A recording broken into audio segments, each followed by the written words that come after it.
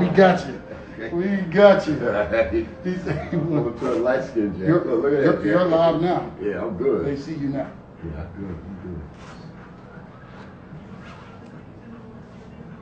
Hey, appreciate y'all checking in. I see y'all. Y'all hear me, but you don't see me. We got a guest. Appreciate you all checking in. I see you. Appreciate you, Trey, checking in. ZD1.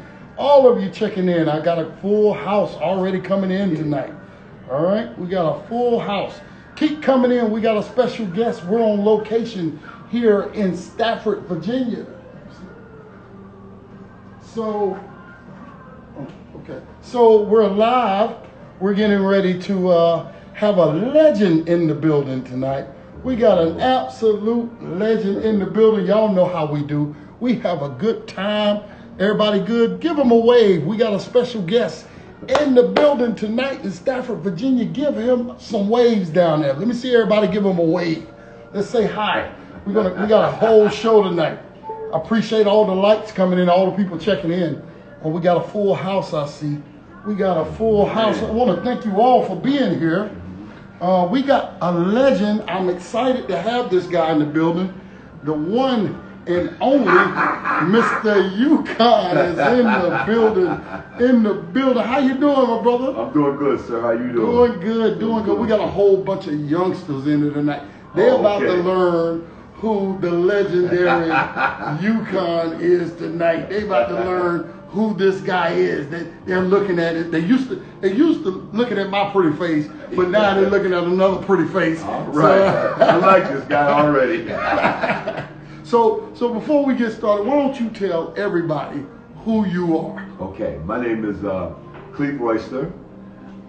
Since I moved to Virginia from Connecticut, I'm originally from Hartford, Connecticut, and they call me UCONN down here because I'm a diehard UCONN fan. If you don't know, you better ask somebody, okay? And like I said, I'm originally from Hartford, Connecticut. I played basketball for Weaver High School. Due to my academic unaccomplishments, I became ineligible as a junior. I was on the Weaver High School first state championship football team. My sophomore year, we won also the state 4x4 relay. So I was on 2 championship teams in 2 years.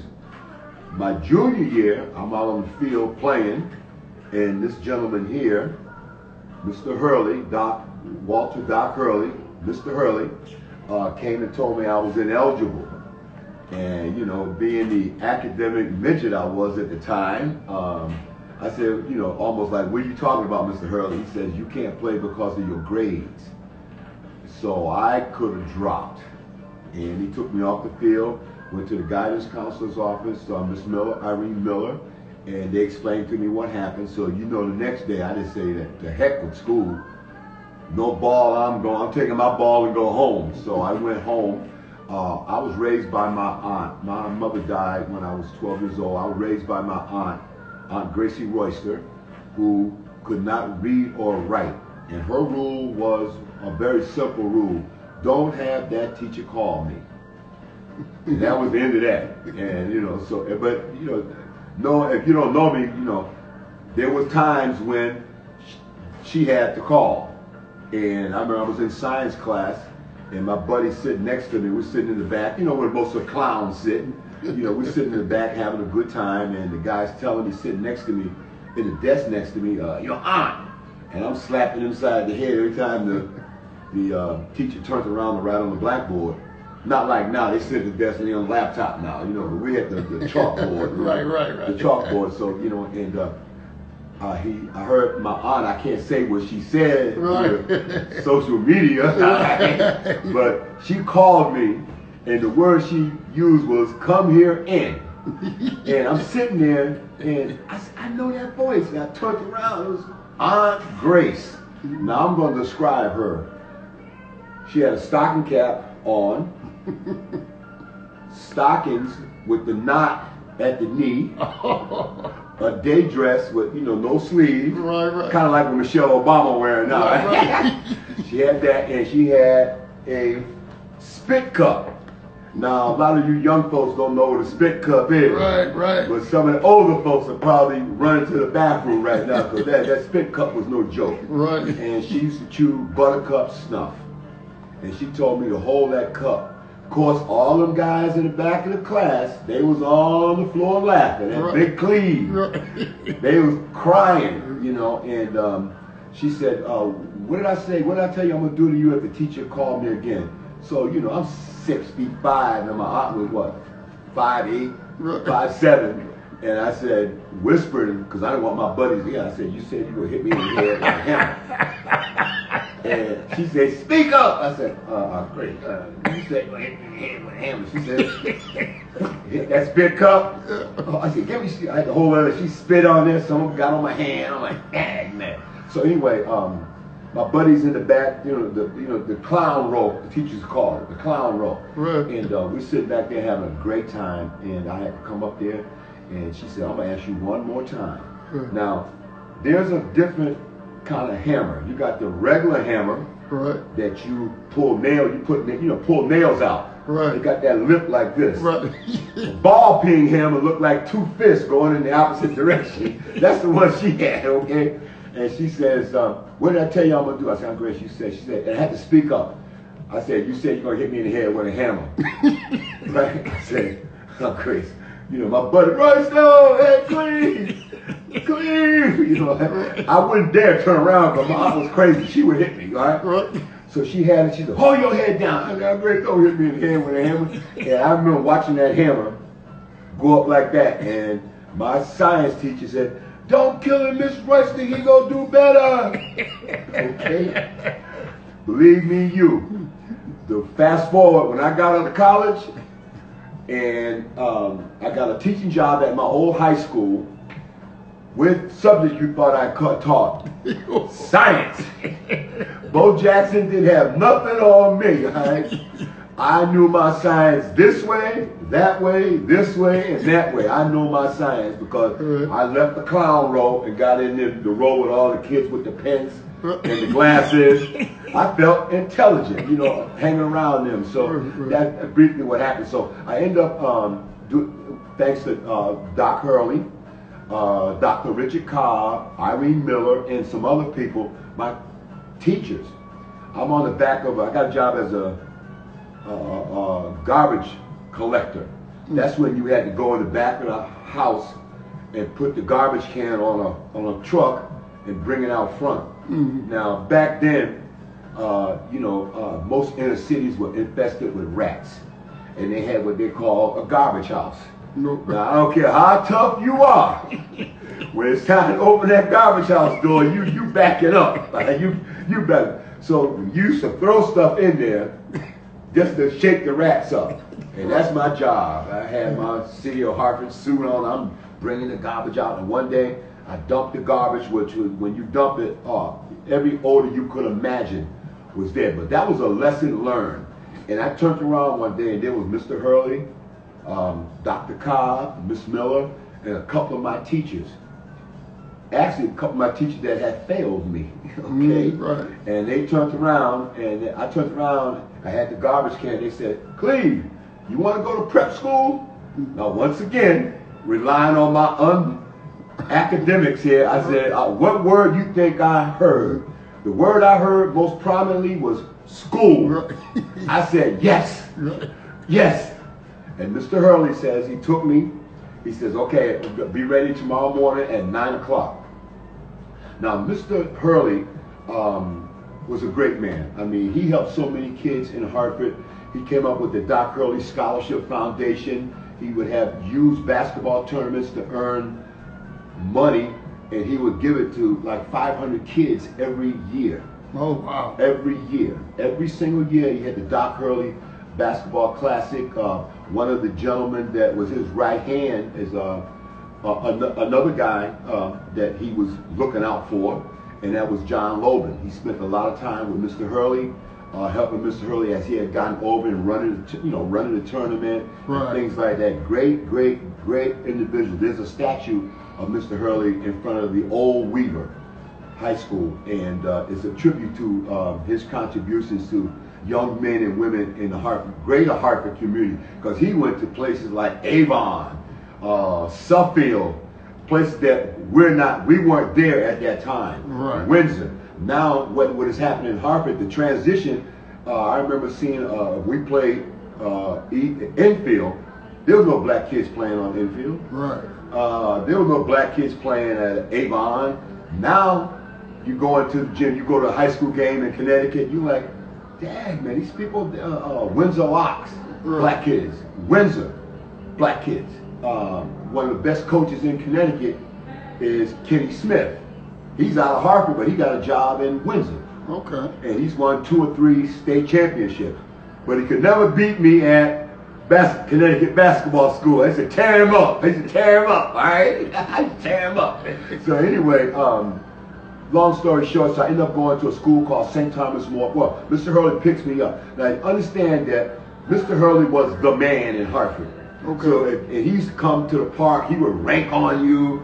He would tell you you look hungry. You know, he would give you $1. He also worked in the school system at Northwest Jones. I was the tallest person in the middle school, and I didn't make the basketball team because of my grades and behavior. And I don't know how they do it down here. You know, they said, well, I'm gonna put whoever made the team up, I'm gonna put it on the board in the morning. Right. You know, and we come up to practice. I didn't even go to the board. I knew I was on the team.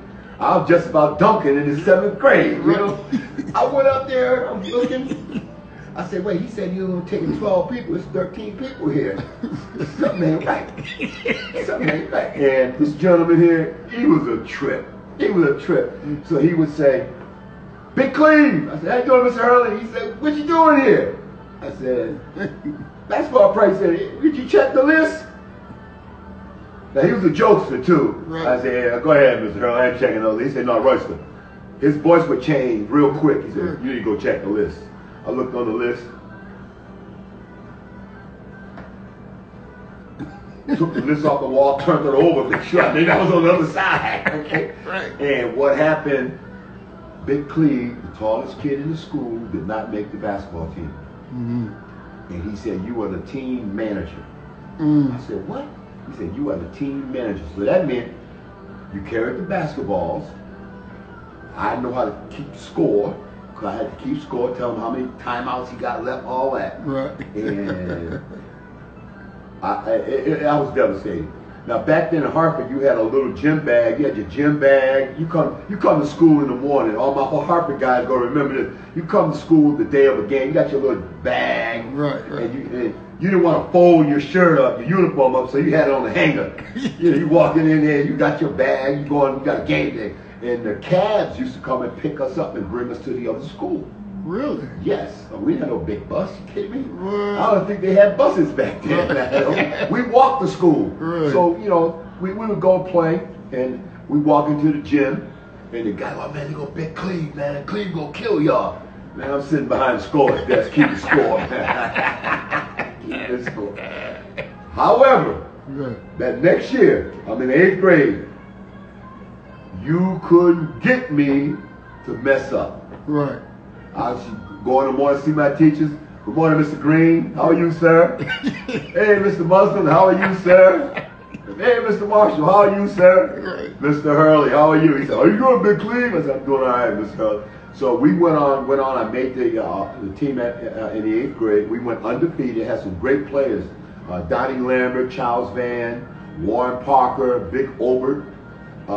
We were big. We went undefeated through the city. Right. And at that time, at some of the middle schools were black male coaches. I mean, authoritative male coaches. Right. Because these guys would see you doing something. I lived on, at that time, let's say I was living on Martha Street. Oh, let's say Martha Street, you got a duck, man. Somebody shooting at you. Had a duck, man. That was a flashback. I love my city now, don't get me wrong. Right. And it was crazy. It was crazy. So I ended up going to, getting through at Weaver and going to a school called St. Thomas More Prep in Colchester, Connecticut. Okay, now, so Mr. Hurley picks me up. blue Lincoln Continental with the big tire in the back. So to be seen with Mr. Hurley in his car, right. You the man. Okay, that's grinning. He says, don't worry about no clothes. I said, man, what this man taking me, man? So we go, I think it was like 45 miles outside of Hartford. That's like the third time I'd ever been out of Hartford. And we go up, go through Colchester, and I see this sign that says St. Thomas More School. Go down the hill, beautiful campus, beautiful, right. Beautiful. Had his own private lake. Right. Then we get out the car, and I see these young white guys walking around with a shirt, a tie, a blazer, gray slacks, and wingtip shoes. I'm like looking at Mr. Hurley. Wait a minute, Hurley, what you got? He says, I went and met Mr. Hanrahan, and my coach at the time was Nick McCarchett, who ended up coaching at Providence, Canisius, Fordham, and State University of New York at Stony Brook. And I love that guy, man. Me and that guy used to battle. Because, now keep in mind, I transitioned from the inner city, where everybody looked alike. Right. Everybody knew everybody until St. Thomas More Prep. I mean, kids were getting picked up on the weekends in limousines. I'm sitting there waiting for the bus. Right. And I didn't see, it was one other black gentleman there. He ended up going, named Nehru King. He ended up going to Providence. And another great player, NBA draft first round pick, his name was Ernie DiCogorio. And we played with Ernie, and Ernie used to play, we won the New England Prep School Championship. The first one in that school history. So this is the second time that I won a championship, and it was the second time that it was the first one for the school. I had one at Weaver and one at St. Thomas More. Okay. And so we won the New England Prep School Championship, and I was a junior. I was the only junior on the team. And the next year, we repeated. So I won 2 back-to-back New England Prep School Championships. So the way that works, that all the prep schools in New England, they play tournaments, and you play in. And we played, I think, like 6 games. And, in the first year we won. Then the second year we won. The first year we came down to Washington, D.C. We played in what they call the Knights of Columbus basketball tournament. And the great Charlie Scott, great Scott threw the ball up. I mean, as a ceremonial thing. And I'm standing there, I'm like flabbergasted. Oh man, Charlie Scott, I don't believe this. Tell people why Charlie Scott is such a legend. Listen, Charlie Scott, and I'm going way back. Okay, Right. Charlie Scott was a legend because he was one of the first black players at University of North Carolina. Correct. Okay, one of the first black players. And I say player because he could play. Right. Okay, he could play. So to piggyback on that a little bit, I look at all these college teams now. There was a time when the Dukes, the North Carolinas, the South Carolinas, Davidson, UCONN, Providence didn't have the array of black players that they have now. For instance, Kentucky, there was a game, Kentucky versus Texas Western. All black team, all white team. Pat Riley on that team. And Texas Western won it with the immortal Adolph Rupp. What you think Adolph Rupp did the next year? When he got him some brothers. Okay? So you see this transition into about the game. Right. John Calipari and a good friend, I call her the Dean of Connecticut coach, her name is Jackie Bethea. She coached Marcus Camby. She mentored Marcus Camby till he got to UMass. Calipari used to be in the hood. She took him to a place, I forget the name of the bar, and they started shooting. You talk about white men can't jump? White men get the hell out of that bar. So John Calipari, who ironically is the coach at Kentucky now, still in contact with Coach Bethea because he wants to know what's going on. You got any 6'10" guys up there or whatever. Coach Marcus at UMass.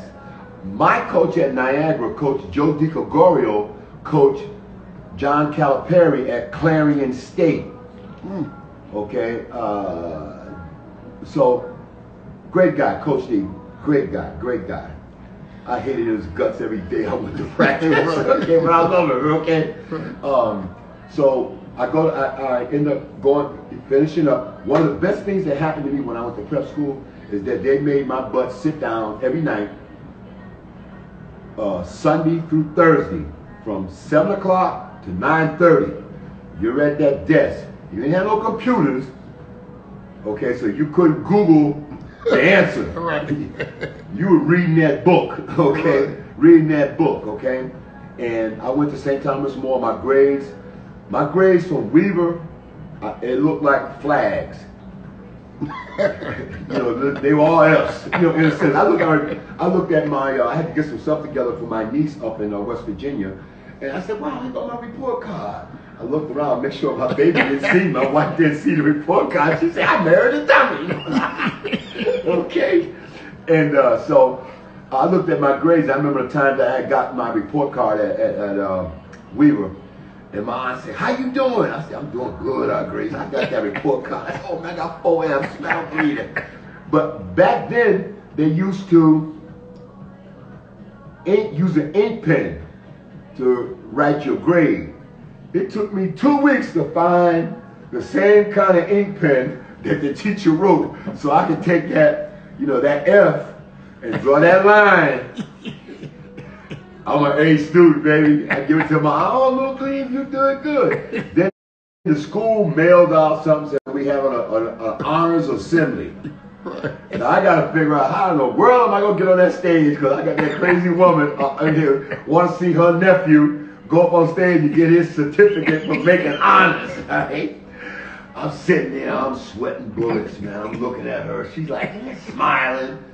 They call everybody's name. So I get up out my seat, I go up on stage, and I shook the principal's hand. I shook Mr. Hurley's hand. I don't know what paper I took off that table, but I took the paper, went on down, sat down in the seat. My aunt, "Yeah, that's my little Cleaven. The administration, like, Royster, "What are you doing?" Mr. Hurley, he was a snitch. He said, "Cleaven, you didn't make honors, Royster." Blowing me up. Okay, but anyway, that was, some of the things that I did. St. Thomas More was a big transition. Big transition, especially with the studying. Right. And I fought him tooth and nail, and then McCarthy told me one day, he said, "What you can do," it was in the winter. Now, if you folks have never been to Connecticut, listen. It's so cold up there, ice cubes don't want to hang out up there. It's cold and you get a lot of snow. So I'm telling him, I ain't doing this. He said, "What you can do, you can go back to Hartford, go back to Weaver." He says, "No, I'm scared of the dog. As dark as I am, I'm scared of the dog." Okay? And getting out of St. Thomas More is like 4 miles of darkness, country roads, farms. And he said, "Oh, you can go across the lake." Well, I don't swim either. So I ended up staying, okay? So the best thing that happened was that I had mentor support. And I say this thing now that I'm a Hurley soldier. And what I mean by that, they had the expression at one time, everybody want to be like Mike. Well, there's a lot of guys in Hartford to this day that's still trying to be like Mr. Hurley. I ain't gonna blow you up, Joe Pena. I ain't gonna blow you up, Fred Phillips. I'm Myron Goggins. If I start leaving them out, I'm gonna get it. But they know what I'm talking about. And you have Ken Thompson down at Myrtle Beach running something similar to what you're doing. You have Shaw in New Britain, all doing things for the community. Fred heads up an organization in Hartford called Men Standing Up Against Violence. Ken Smith runs a program that he keeps the coaches and the kids' talent. He publicizes that. You got Joe Pena runs a free 8-week basketball clinic in Bloomfield. All of these guys I mentioned, I'm leaving some out, okay, are Hurley soldiers. I mean, we go up and start talking about Mr. Hurley, we may not go home. And every one of us have a Mr. Hurley joke or a Mr. Hurley situation. And whenever we talk about Mr. Hurley, we're always laughing and shaking our head and, you know, things like that. But he was there for us when I would say no one else was. And whenever Mr. Hurley saw you, I didn't know his name was Walter until I was out of college. He says, Cleaven, you can call me Walter. I said, who's that? He said, that's me. I said, your name Walter? I said, man, your name Walter? But it's always Mr. Hurley. Right. Mr. Hurley. And my wife and I, we went back a couple of times to try to just see him, to let him see that we're okay.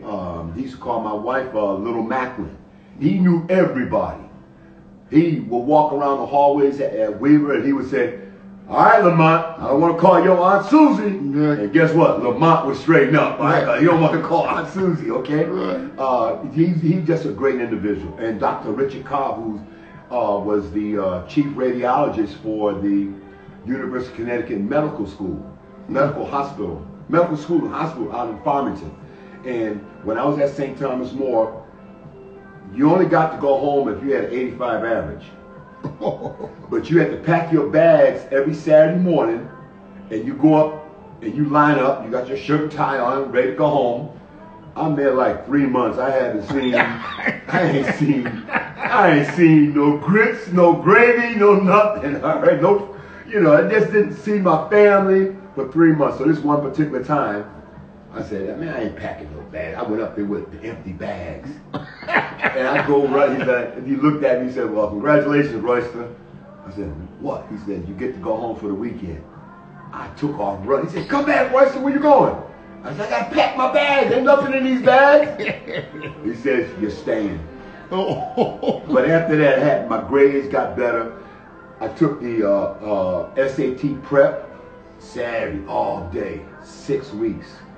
So on Saturday, it was your free time. You cleaned your room, you did your laundry, you know, you could sleep late, you know, you be tired, man. Let me say, you be tired. You be tired. It wasn't no playing in the hallway. You got to go home. Study hall was over at 9:30. At 10:30, you better have your shower and everything. Cause 11 o'clock, you go be in that bed. So one of my best friends to this day is Kazi Kogortsowicz, big Polish guy from Norwich. Now, Norwich and Weaver, you have your predominantly black team. Norwich, you have your predominantly white team. Let me tell you something. I call him cousins. He's my blue-eyed brother to this day. To this day. Them cats could play. They had this dude down there named Billy Wint, man. You would want to hit this cat, because he'll come down and shake and bake and hit a jump on you. Kazi has the best ball fake I've ever seen. He fooled me one time, okay? Because I knew, I said, I ain't moving, man. I'm not going to look. Because once you turn your head, he gone. Right. And the ironic thing is that all of us are friends to this day. Got Ernie D, Ron Cody, Nehru King, Kazi, John Thompson, Dennis Falk. You know, still we had our 50th reunion. Coach McCarthy came, and as soon as he saw me, he started cussing at me, you know. And we went to the casino. We ate at Michael Jordan's, and so I was late because I was with my friend Lou Delgado. And I walked in, I said, "Who loves you, baby?" Okay. And hey, where you been? You're late again. But I mean, just the camaraderie that we established, lifelong friendships, lifelong friendship. So I ended up doing very well. I mean, 2 back-to-back New England Prep School Championship. My last year, this gentleman, he and I are good friends to this day. Thank you, Jeff Carr, for telling me you sent me the number, because I called Coach D. He had announced that he's going to leave Worcester Academy and go to the University of Connecticut. And then they were talking, you know, are you going to take, I was best player in New England. They said, are you going to take Cleaven Royster with you? He said, well, I don't know. You know, people like, man, you crazy. This dude's 6'5", shoots left-handed, right-handed. I love defense. Right. I'm like, I ain't gonna kick nobody. I'm like Dennis Rodman. I'm all over. I want the big guy. I want the leading scorer to check. I want to check him. Right. And so I end up sitting down, And, you know, we played in the Knights of Columbus tournament, so you had Mackin, DeMatha, Hales Franciscans out of Chicago, Longburg Prep out of North Carolina, 32 teams. We playing, we win the first game. We were the last team they put in there. We had the little tight shorts on. I had some Pumas. I had some Pumas, all right? We come running out there, all of DC laughing at us. I'm like, why they laughing, coach? He said, because you look funny, man. I mean, you know, cats, Cardoza, Mackin, they had nice uniforms, warm-ups. We ain't had that, man. We blue collar. We don't have that stuff. So I have that blue collar mentality to this day. I don't care about all that, you know, the uniform and you matching and, you know, come on, man. I had one pair of sneakers and two pair of socks, man. We rolling. Right, we rolling. So what happened? We ended up going to play in the tournament. So we won one game. Then we played Longburg Prep with this guy named Al Skinner. Mm-hmm. He was smooth. He was nice. Shut him down. Every time when he came out the hole, I'm standing there like a defensive stance. He's like, man, this dude crazy, rap. Got in his head. Right. Got in his head. So we ended up beating them. We ended up beating Mackin, and my college roommate and I battled each other in that tournament. So I've been knowing Leroy Taylor since 1970. And he and I talk at least once a week. Whenever we go to DC, he's my best, well, he's one of my best friends. We talk, we always talking about that Mackin, St. Thomas More game. I didn't show this man, Leroy Taylor, I didn't show him the article. I didn't show him every press clipping I get. He's still, that's a lie, man. Okay. And you know, so anyway, so we end up playing DeMatha. James Brown, Smith. You know, they come out there, oh, James Brown, man, give me this chunk, man. I got this guy. I got him, man. Right. We're up 7 with 30 seconds left. The place is completely quiet. Oh, wow. Okay? Now, my coach McCarthy used to say, Jesus, Mary, and Joseph for 2 years. He's still saying that, okay?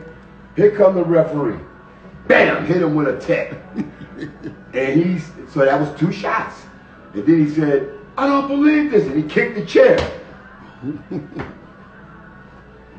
All in 30 seconds. So they shot 4 shots, down 3, took the ball out of bounds. I swear to this day, I did not see, they didn't have no playback then. You just look around and say, I don't believe that.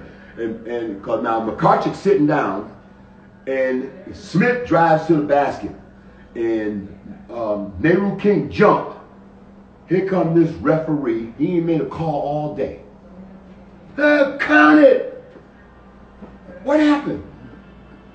I said, man. Now they need to understand you talk about James Brown, the sportscaster. The sportscaster, not the dancer. Right. The sportscaster. Right. The sportscaster. Okay. So he was the man at DeMatha. He was the man at DeMatha. Okay, now we're from Connecticut. It was a big thing down here. They own the DMV. Right. We don't know nothing about that. Right. I didn't even read. I couldn't even read. I don't know nothing about that. All I know, we played the team in the blue nets. Right. Coach said, hey, that's James Brown. He's All-American, Parade Magazine. I said, oh, yeah? Coach said, you want him? I said, Coach, you know I want that. You know I want him, man. You know I want him, Coach. Come on, Coach. I mean, we played back. It was a great game. As soon as they took the lead, the place erupted. So they had them bleachers, they kicking the bleachers. You know, our little gym only hold 12 people, you know. So right.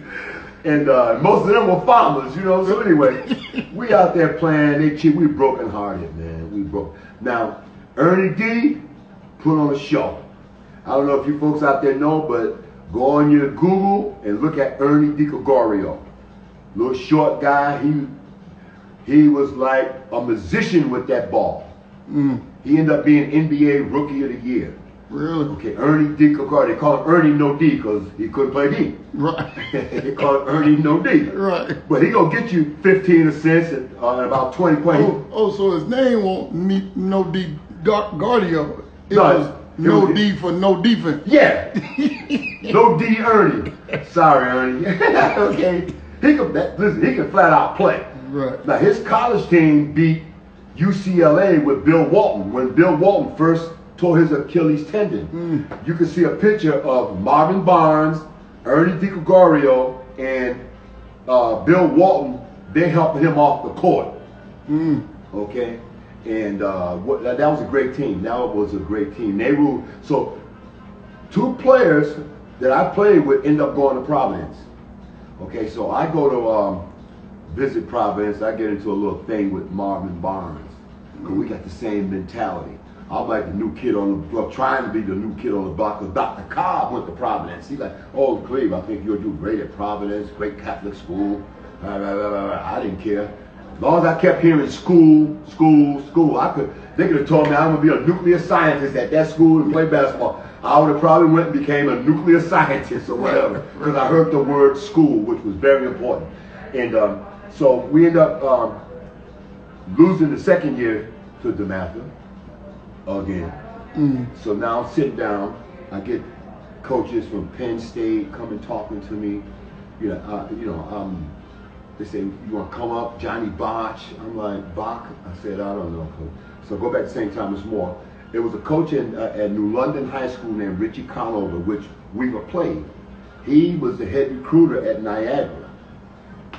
This guy was in that gym. Every time I look around, I said, oh, here comes this cat, man. Oh, here comes this cat, man. Here comes this cat. Cleve, how you doing? Weaver Beaver, Weaver Beaver, Weaver Beaver.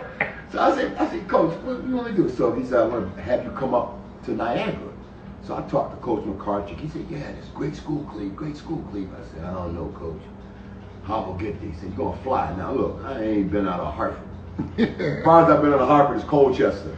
Okay, so get on a plane in Bradley Field, fly to Buffalo. Had about that much snow when I got off the plane. Coach D came to pick me up. He introduced, hey, I'm Coach D Gregorio, a little short guy. No neck, Marine, he's like this. I said, oh, now I'm playing for this cat, man. And so anyway, go on there. And a player from Weaver High School named Wayne Jones was at Niagara.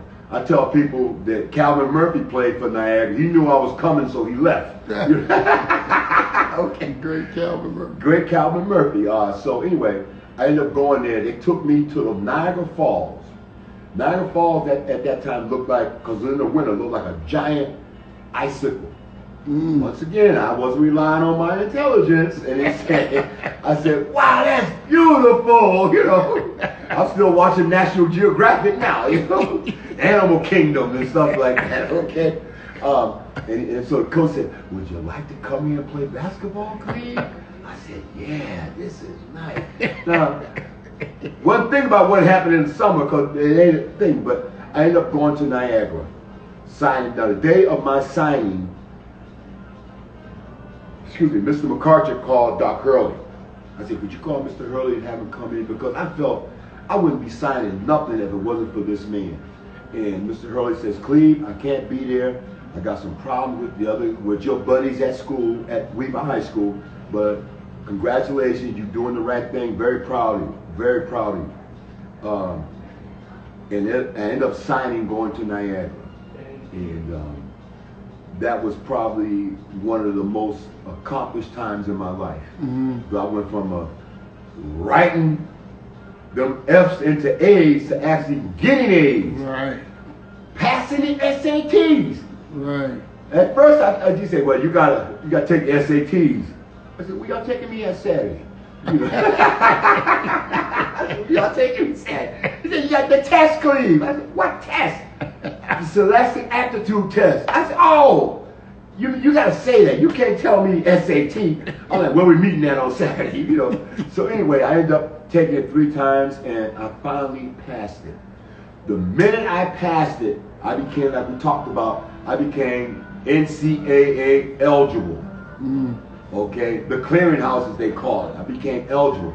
College offers was coming in, and here you got this 6'5" inner city guy that rebounds, plays tough defense, you could break my nose, I'm coming right back at you. Right. All right. That's why when the girl today when we were working out, she said, "Ow." I said, "We don't say ow. There's no pain in ow. There's no pain in the basketball. You don't say ow playing for me. Right. That unheard of. Give me 50." Right. So the way I coach, because I know that the coaches I had got the most out of me. So I'm just transitioning that down to kids I coach with. I mean, that I teach or do clinics. I'm passionate about the game. I demand respect. Okay, I don't like walking. I know I came down to get me recruited, and them kids out in the lobby for 45 minutes will come in there and sit on the floor on their cell phone, taking their time putting on their sneakers. And I'm sitting there like, oh man, I can't take it. I can't take it. I can't take it. So I said, the last person with their sneakers off or not put on got 50 push-ups. Man, all you heard was tying their sneakers, tying their sneakers, tying their sneakers. And then I think one of your coaches called them over, and they got up and they moseying on over there. I said, hold it. Everybody sit down. I said, the last guy to the station got 50 push-ups. I said, you better worry about when I say go. Don't worry about who I am, right? And I said, I think they were going to the one, it was on the first court. Right. And I said, excuse me, coach. I said, I can't take this, man. Not at these rates. Y'all gonna come in here. Go come in here 45 minutes, go sit in the lobby. When you come in the gym, when you play for me, don't let me see you with slides. Because I'm going to let you pick 11 of your best friends. And they're going to do some push-ups in your behalf. Them cats be coming in there like, coach, and the other thing, don't let your sneakers come untied during the game. Or come off, because everybody want to be cool and pretty. Right. I'm old school. I mean, I played with Christopher Columbus. That's how old I am. You know, okay? Yeah, it's tough playing on a ship, you know. So anyway, I think that my whole life has been input, output. What you put into it is what you're going to get out of it. My father, those of you who watch Sanford and Son, my father was Fred Sanford. Am I right, Jack? She don't want to get on the field on the thing. Okay, my father was a junk man. So during the summers in Hartford, they started the revitalization of the hood. So they tore down the whole hood. And they would come with these trucks and with the bulldozer and all that, put the stuff on the truck and bring it to the North Meadows. Well, my father he was in charge of sorting and getting the metal out. I was making $200-300 a day out there. So we would have to ride on the top of the truck with iron and copper and brass. And the kids in Bellevue Square, okay, I'll never forget y'all, used to throw rocks at us. Because we walking down the street, all was already black. So, greasy from working out there, but I had my money. So we had to walk down from Canton Street to Marble Street. The kids in Bellevue Square used to be laying for us. Laying for us. I had Ralph Holloway, George Holloway, my brother, aunt, and me. We walking. They throwing rocks, man. We running, throwing every single day. Go home, take a shower, go to the park. I took it out on them cats. I said, yeah, they're going to let Lamont, man. He hit me with a rock yesterday. I'm going to get him. Lamont coming for a layup. I tried to break that backboard on him, okay? So that's what I learned about intensity. Intensity. I love playing and having my players play with intensity. And I had to tell the parents when I first meet them, listen, if you or your son or you and your daughter are sensitive, I'm the wrong coach. I don't care how talented the person is. I'm going to build good character. I'm going to see them kids 10 years from now and they say, Coach Cleaven, you was crazy. Right. I said, yeah, man, we love it. I love you, Coach Cleaven. I love you, Coach Cleaven. Even one of my, so it was just, my whole life has been, input and output. I work for, when you first see me, and when I tell people my corporate story, I got out of college. My first job was with Occidental Petroleum in Los Angeles, California. I'm a national college recruiter looking for engineers. By that time, I could spell the word engineer, so I had progress, all right? And I worked for Occidental Petroleum. I quit my job because I was homesick from my wife. And I came home, put the money on the counter because they paid me for 6 months, and her mother slapped the money off the table. You're not marrying my daughter. Now back then, whatever your mom and dad said, that's what it was. yeah, so we snuck around until we got caught by her brother Rusty. Okay, he snitched on me, okay? And so anyway, that's what I had. Now, I've worked, the relationship I had with Nick McCarthy, you know, I love Nick. I mean, he mentored me, you know, because I had some bad habits of, you know, I ain't doing that drill. You know, it's like some of y'all, you know, y'all know more than the coaches. You know, y'all play more than the coaches, you know. And I had this thing, when I'm talking, don't talk back to me. You ain't got nothing to say. Until you sign on that dotted line that you're going to college academically, or you're going to college athletically, or you going to college combination. Then you're allowed to say, Coach, I work real hard. Because even the girls I have now, they said something like, well, I was going to do, give me 10. And then I'll say, now we're going to see if she's going to Harvard, Yale, or Germana. So they'll stand back up and I'll say, what were you saying? Nothing, Coach. Nothing, Coach. Nothing, Coach. Because, and then the other thing that happens when I'm coaching is that I'm talking to Lamont, Mr. Taylor, and his nephew got something to say. Well, I thought he was a great move. I said, oh, so you was attorney. So go stand over next one. So now y'all got 100 push-ups. They do it. I said, attorney, you have something else to say? He says, I rest my case. Okay, because they get the message. Right. They get the message. And I try to be funny with my kids. I look at some of the drills they got. You know, I got this thing where you got to dribble the basketball and hit the balloon. And it's crazy. I had all those girls yesterday were just laughing. Then I put them on teams of 4 where they had to hit you hit it, everybody got to hit the balloon. And the first team down had to stand on one leg, following directions. And one team, they won, but it was one girl sitting to the side. I said, behind each other. It's like a coach will call a man to man, and you got one of the players in his spot on the zone. Right. Hands up, everything you taught him or heard. He's right there at his spot, hands up. See everybody?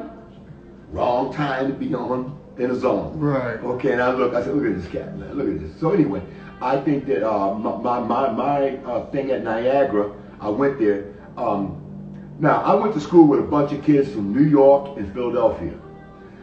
I have so many nicknames, it's crazy. In college, they call me Zeke from Cabin Creek. That's the White Tower. It was Zeke from Cabin Creek. And they called me, they said, where you from? I said, I'm from Hartford, Connecticut. Where? I said, Hartford, Connecticut. All the New York guys, Marshall Wingate, Al Williams, Ed Street from Newark,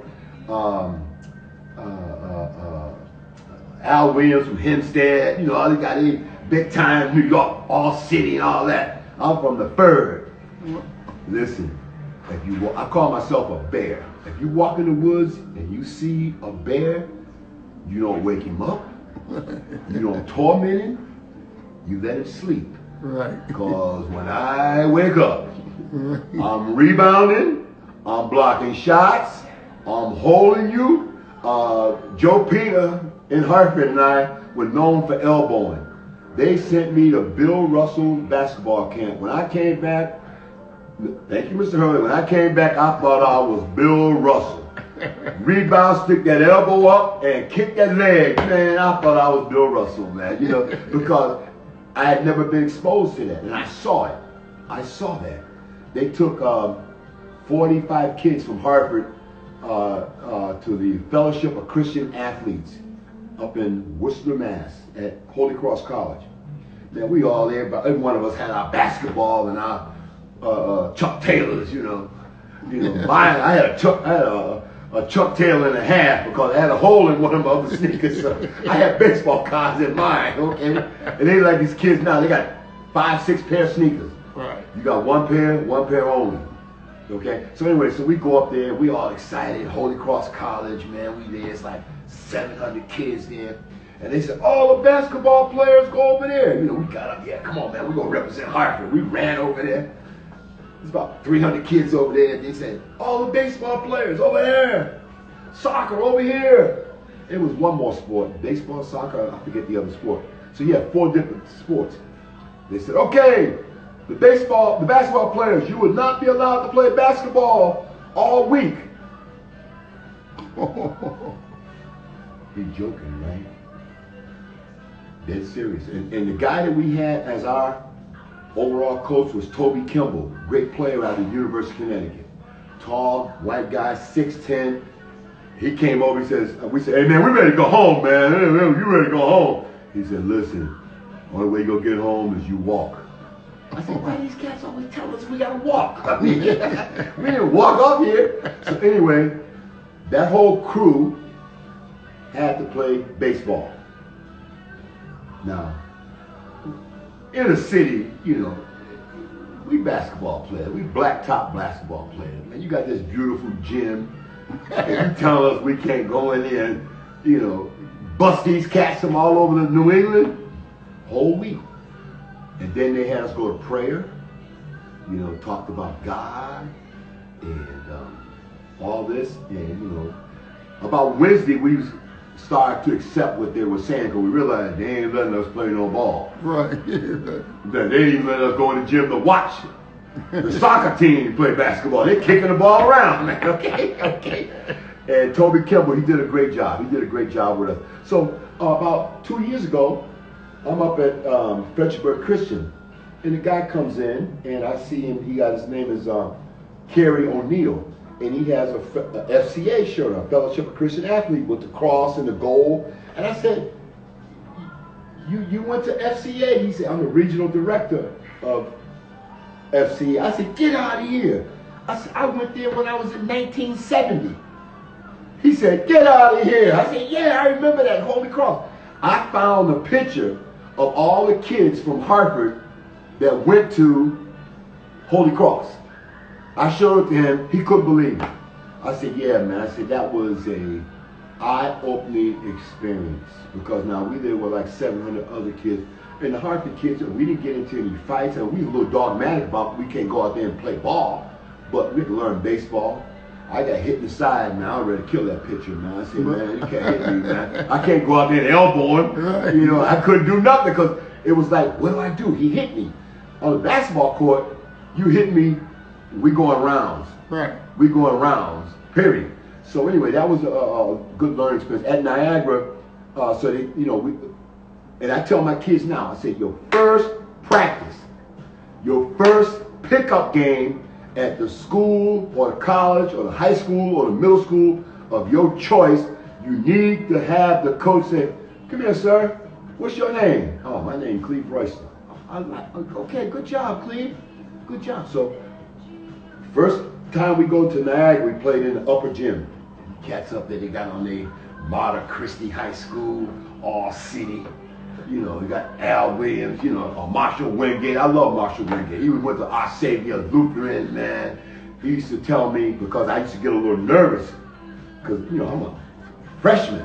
I get in the game, I would get the rebound, because I knew that was my job. And I would check who I was supposed to check, because I knew my job. But for some reason, when I got the ball, I got nervous. And to this, and he came on to one day, he says, in a New York accent, look for number 10.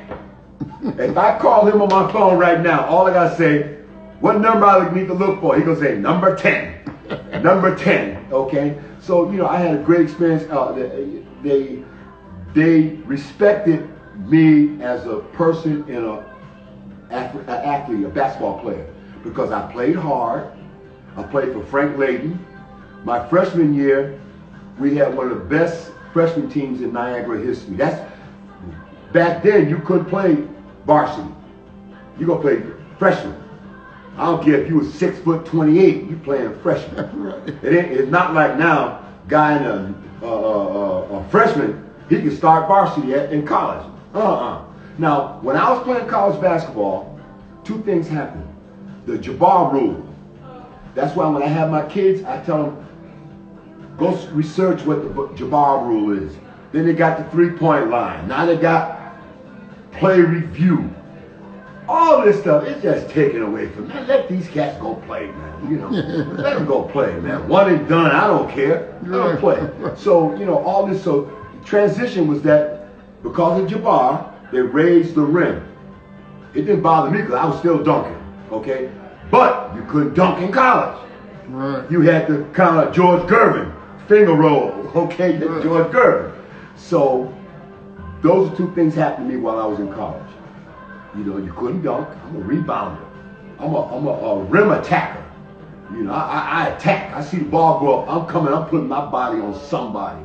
And I wasn't that big in college. I weighed 185 pounds, but I ran like James Worthy. Right. And then the coach Frank Layden, who ended up coaching the Utah Jazz, he said, if you get the rebound, you can take it down court. What? What? Now, I was 6'5". We had a 7-foot guy, a 6'10" guy, but I was the starting center. Ladies used to tell me, stop dunking. I said, guy's 7 feet. Stop dunking. Okay. Coach D, like, he'd be on the sideline. Go to dunk. And so my freshman year with Coach D, we had a great team. Great team. We went to play State University of New York at Ithaca. All those kids in New York, and people don't realize, Niagara used to be a basketball powerhouse in the East. I mean, because we played Providence, Villanova, Syracuse, St. John's, Manhattan, St. Peter's, Iona, Siena, South Carolina, BYU, DePaul, Eastern Michigan, Canisius, St. Bonaventure, Syracuse. That was before they had the Big East. The reason that Niagara didn't get in the Big East because the fathers up there did not want to expand the student center to seat 10,000. And Dave Gavitt was one of the first schools he called was Niagara. And they said, no, we're not going to expand the building, you know. And ever since then, it's been a downhill. Now, you're going to love this. The present coach at Niagara is from what school? Which school? Duke. Huh. What's his name? Oh my God, he's gonna kill me. He's from Duke.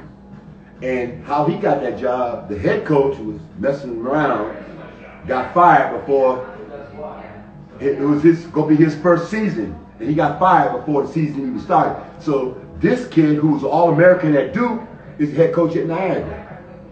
Okay, is the head coach at Niagara. Doing a great job, coach. I still got some eligibility left.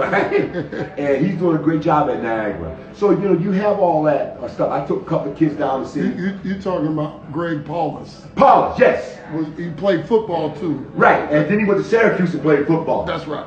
Great guy. He's going to bring us back. Right. And I'm going to tell you right now, don't let us win no games, because I'm going to talk big. I don't have my, just in case you don't know, you can ask somebody. We got 2 minutes. Okay, so anyway, what I'd like to say is that parents, leave the coaches alone. Leave the coaches alone. Leave the coaches alone. Let them coach. Don't coach from the stands. Let them coach, okay? They're going to learn. And you young fellas out there, just be respectful. Be respectful. All the people that were in my life, the way I am is because of them. I'm 71 years old. And my brother, who's a correction officer, said, mess up and I'll lock you up too. My own brother. So my brother, if you look at us, he's a correction officer and I'm an educator. Make your decision. Right. Because he got plenty of keys. Okay? Right. All I'm going to have you do is do push-ups. So you got to decide, do you want to hear the keys jingling or you want to do the push-ups? Okay, right. It's like Denzel Washington said, you want to go home or whatever it was, right. You know. So anyway, I coach with passion. I coach with passion, and I think my players, once they realize that he's serious and he's going to help me, that's it. I get excited. I mean, I'm on that sideline. I'm crazy. My wife, she says, "You seem so happy." We have our little moments. She'll say, "You need to go play basketball and get out on the court," because that's my. She calls basketball my second wife. Right. You know, my second wife. But I think the program that you have, Get Me Recruited, great. Great. They didn't have all that stuff back in the day. You went to the park and hope you got recruited to play in the park. Now you can go somewhere, play, you can listen, it's organized, you have good coaches, you have speakers come, all about learning. You take in what you can take in, okay? And then you say, you know what, I'm not gonna use that. You know, I got fired from a job here in Fredericksburg Christian, because any players that play for me gonna play every single game. I don't have what do you call that when the game blown out? Here come Lamont. Yeah, Lamont. Yeah, Lamont. No, I don't do that. We might be down. We might be tied up with 4 minutes left, and I might say, Lamont, go play that guy. As long as he goes in and play that guy, he's gonna get his PT. And also look for attitude on the bench, because I'll turn around and say, who want to play Lamont? And I don't care. First person up, they go. That's how I coach. Okay, so this particular parent was upset that his son averaged 24 points a game in park and rec. I said, well, is he late for practice? He said, you're playing this guy, man. I said, it's not about that. And I have this thing that Jackie, my wife, and I use now. It ain't about basketball. It ain't about basketball. Can you learn? Can you work with people? Can you behave? Can you be respectful? Because the people you're playing with now, please believe me, 35 years from now, you're going to see them and say, man, I bust you in this tournament. You be arguing like Leroy Taylor and I do, but it's all in fun. I tell kids that I coach, I say, play hard or go home. And I spell tough, T-U-F-F-F-F. Today, one of my players went to the basket and I heard her say, ouch. Wrong coach to say, ouch. We don't receive pain, we give pain. I said, give me 50. And I say, stand up. She said, I said, what did you say? Nothing, coach. Okay, but listen, I think that I wish you all well. Stay safe, stay smart. Most importantly, get that education. There was a gentleman today that said, I was inviting parents up to hear Mr. Lamont speak, and he said, oh, my son's going to start his business. He don't need to go to college. Yeah. I looked at him. Was you there when he said it? Yeah, I was there. I was there. I looked at him. I even went to talk to him. I said, sir, did you hit your head on the rim or something? I said, so you're saying your son wants to start his own business? Yeah, he gonna do it. He don't need college. I want to say, is that because you didn't go? But I didn't go there. Right. I didn't go there. So hopefully this young man, there's a bunch of people out there that are entrepreneurs. And if you don't know finance, economics, communication, presentation, forget it. Go to college and you'll learn those things. Or get you a mentor, and listen to the mentor. You might go, my girls may go home. The girls I had yesterday, I went down and said, are you happy to see me? Know what they said? No! Because I was on them. And that was the first time I was with them. So today, and when you and I talked about this, the coach, he didn't want them to come back over. Mm-hmm. Because you know why? They were doing stuff. He was like, and I would tell him, say, hey, wait, wrong way. I like stopping and instructing. So you get it. When I did the thing out in Ruthless Glen with I had two little small girls, and I know I yell a little bit. And I tell them, I say, I'm so sorry. She said, it's okay. My dad yells. I said, okay. That was a green light. But she had a shot, and she dribbled to the defense. She did it like 4 times after I told her 4 different times not to dribble to the defense. You get that ball, shoot it. I took her by the hand, and I took her to the spot. I said, right here is where you shoot from if you get the ball and you open. She said, okay, coach. What's your name, coach? I said, you don't know my name? And after we got through, the parent came over. She said, she said, she did play better. I said, yeah. I said, she says, she never get instruction like that. Mm. I said, I like her because I was yelling at her. And I have to catch myself sometimes because I get so in the game. I said, if the ball's on the floor, you got to get the ball. One last thing. We lost to Maryland in the 72 NIT championship game. They had Len Elmore, Tom McMillan, and John Lucas in Madison Square Garden. And I had to check Tom McMillan. I grabbed him. I held him. Tried to trip him, but he moved, okay? And we lost to Maryland in the 1972 NIT championship game. National TV, you couldn't tell me nothing, right? Right. 2 years later, McMillan gets drafted, #1 pick in the NBA. He goes to Buffalo. So I get a call from Jack Ray, Royster, I want you to come try out. You know, I was like, man, you cats ain't draft me, man. I'm done, you know. I come there, I walk in, true story, I walk in, Tom McMillan sees me, he says, oh, the holder, the grabber. And he shook my hand. He said, you played a great, you're a tough player. I said, thank you, sir. Thank you, sir. But again, I grew up because it was instilled in me with my aunt is to get an education and go to work. It's not like it's now, I'm going to spend a year here and I'm done. No, I got my education. I'm trying out. I had a job, Hooker Chemical, had a brand new Monte Carlo, you know, paid for. Thank you, alumni. No, anyway, so I'm driving, going to work, trying to go to Buffalo practice. Ramsey, hey, you're a good guy, tough defense guy. I like that. Man, my aunt said, boy, you better go get you a job. And once again, when your parents told you something, you went and did it. So my basketball career kind of stopped then because it was in tune to me that basketball was a carrot. It was a means to an end. Inner city guy going to a Catholic prep school, a Catholic college, Catholic graduate school, all because I could shoot and rebound and listen and I was respectful. So now I'm here in Fredericksburg, Virginia, in a whole different ball game. But I'm still Cleve Royster, Coach Cleve, UCONN, Zeke, Cabin Creek, the Ferg. So when I call my buddies, they say, Ferg, what's up? I say, hey, how you doing, Roy? Blah, blah, blah, blah, blah. I have a kid that played for Monte Christi High School named Roy Beekman. All city, 3 years in a row. Came to Niagara. That boy would be in my room every day crying because he wasn't starting. He couldn't understand how he was not starting. When I was at Niagara, Frank Layden, my first year, sophomore year, he says, I want you to read this book. John Havlicek, 6 Man. I ain't reading no damn book. John Havlicek. First game in Madison Square Garden, I'm ready to go. I ain't playing. Hello, McCarthy, could you call Penn State, tell them I want to come there because I ain't playing here? He said, relax, Cleve, this is the first game. Marshall Wingate, the guy that he and I like this to this day, mentored me to say, give the ball number 10, and you're not going to play until you read that book because he does that to everybody. Man, I read that book. Next game we playing, I think, St. Peter's in the Garden. The Knicks are warming up.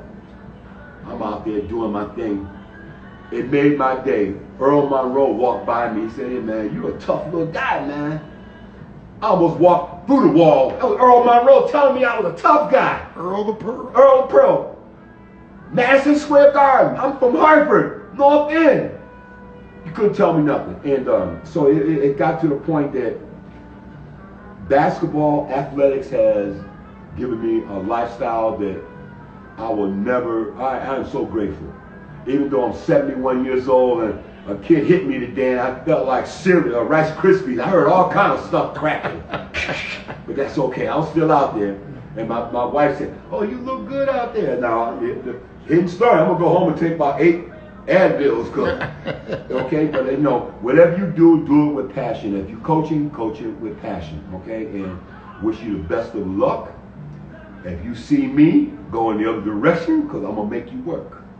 I'm going to make you work. I have this thing, it ain't about basketball, because when you can't play no more, you better be able to pull that piece of paper out and say, I have associates, a bachelor's.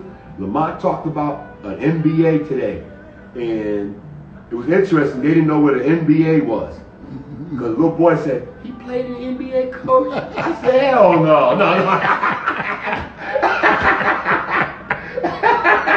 The little kid was, he said, you played an NBA, coach? He ready to come get an autograph. I said, that cat ain't playing no NBA. He said, hey, that's why I had you say, could you say what MBA is? Because they didn't know. Right. They didn't know, but they know everything about basketball. Can tell you 57. Great point. Yeah. Yeah, they can tell you 57 style of Nike shoes, right, but don't know what NBA means. Yeah. So what I'm saying is that listen, I tell my players, listen and learn. Take in what you can use, what you can't, put it in your toolbox. Because you might be somewhere and say, wait, Coach Lamont told me that. I have my players do homework. I had those girls, I gave a Tina Charles and Deanna Taurasi. And I said, tell me who those girls are. If you female ball player, watch the women play. Watch the women play. Watch what they're doing. They didn't have any idea who Myra Moore was. How do you know? How do you ball and don't know who Myra Moore is? She says, I said, who's your favorite player? Oh, LeBron James. I said, okay. Who's your favorite player? Oh, I like Stephen Curry. I said, what school did he go to? Oh, I don't know. Where's he from? I don't know. What school did Stephen Curry go to? Oh, I don't know. He went to Davidson. Leslie Drysdale used to be the coach at Davidson. Okay? So when you've been around as long as I have and you've seen that transition, I mean, I've seen teams come out back in the 60s, all cousins. In the 70s, we started to infiltrate a little bit. The 80s, even more. Now, if you got the grades, the talent, and I'm going to throw in there attitude, positive attitude, okay? Because there's a whole bunch of great players that each one of y'all who's listening can name. Man, that cat over there, man, he was the baddest dude in the world. But he like Mad Dog 2020, okay? Okay, or whatever, okay? Or whatever. So, you know, it was a group of kids out there tonight that I asked them if they can keep it quiet. And I went over to the car. I'm a gentleman. I went to the adult, and I said, man, would you mind keeping it quiet? These kids over here are listening to Mr. Taylor talk about college and recruiting and stuff like that. I look around. I could have went to jail. She over there selling weed to those kids. Okay, and the kid that one kid had, he was the park reefer guy. And I said, don't y'all have any? I'm over here and y'all still puffing or y'all passing it around. Forget COVID, y'all passing it around. I said, and you got your parent, the two parents sitting in the car. I just asked them if they could move because, you know, they were getting kind of noisy. And she said, this is a public place. We ain't got to move. So two things happened. Then one of the young men who I made come over there to you was with them. And he plays for Coach Booth. And I said, and I told him, I said, you hang around with the wrong people. Okay, so make sure you hang around people going the same direction you going in. If they ain't going the same direction you going in, you go in the other direction. You're not no punk because you go in the other direction. You being smart. Because you don't want to hear we interrupt this program. And you say, I was just playing with him over there. You don't want to hear we interrupt this program. Unless you on Sports Center, they say we got a special announcement that Lamont Taylor signed with Duke. That's what you want to hear. You don't want to hear that, oh, he played for Duke High School and he was arrested for assault or robbing a bank or he got caught with drugs. When you see these college kids suspended for violating team rules, you got to follow the rules. If you sign on the dotted line, I view that as food, water, shelter, and education. And you get to travel all around the world. So why would you go to a college or a prep school and do stupid stuff? Because once you get, that was the kid that played for UCONN, they won the national championship. His last name was Amin, won the national championship. He's in Hartford with his UCONN stuff on, buying weed. And everybody on that block knew who he was. Why?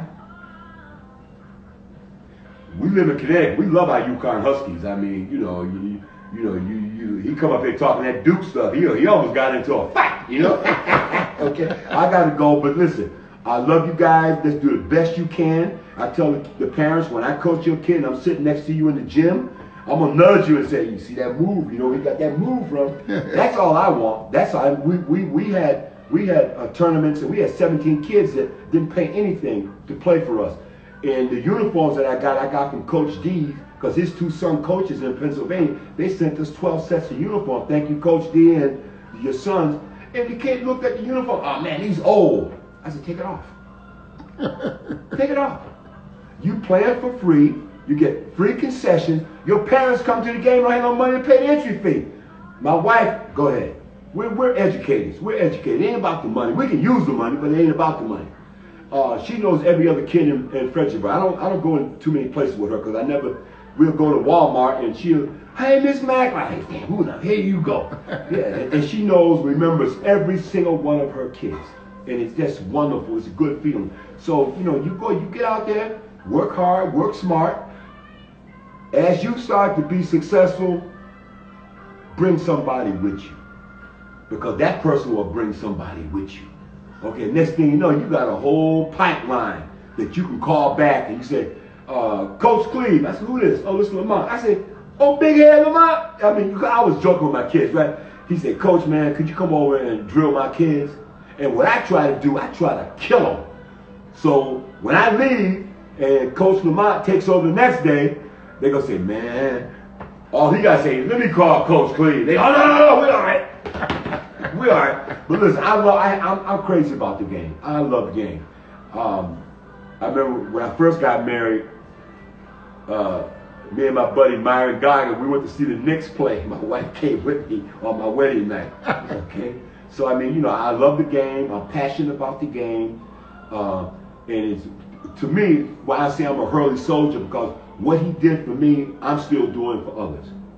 And I think my buddies in Hartford, I look at what they're doing. Janai with the food truck, feeding the community. Fred Phillips, Men Stand Up Against Violence. I know he's one of these guys. I don't know what that means, but anyway, I went to a Catholic school. We didn't have that stuff, man. You know. So anyway, those guys are doing a great job, all transitioning from Doc Hurley and, you know, Mr. Collier and all the men who took time out of their personal life to help us. And I are truly grateful. And I want you guys out there, ladies and gentlemen, young folks, to be appreciative that someone's taking the time to teach and educate you. So all you got to do is listen, learn, and be respectful. And you'll be surprised how things will come your way. And pray. I had to listen to my pastor today, Pastor Baker, right here, because I know if I didn't listen to him, he lived across the street from me. Right. So I can't do no wrong, and he'll see me and say, what you doing over there, man? You know? Yeah. But, you know, I pray that you all have all the success in the world. And if you go to Duke, I don't want the tickets. If you go to North Carolina, send me a ticket, okay? Thank you very much. Hey, all y'all, I want y'all to give me a big round of applause there for Mr. UCONN, Coach Cleaven. Most of you know him. And if you don't, you'll see him soon in a gym near you. I want to thank you all for tuning in, and I'll see you all Tuesday. All right. Tuesday. Peace.